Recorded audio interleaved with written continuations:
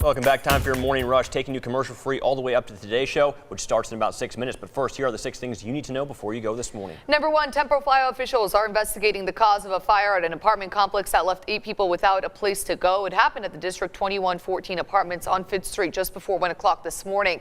No one was hurt, and the Red Cross is offering assistance to people in need.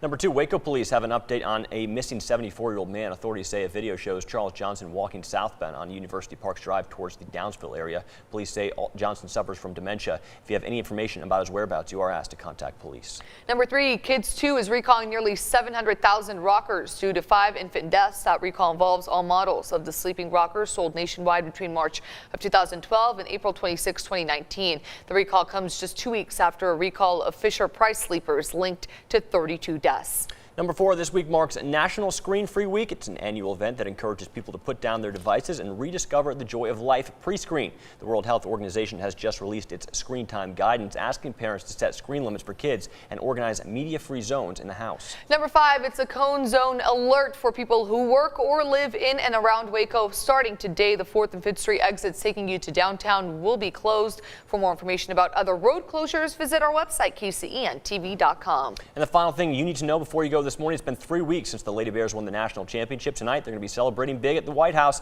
We've got a live report in just 30 seconds, and those are the 6 things you need to know before you start your day. Well,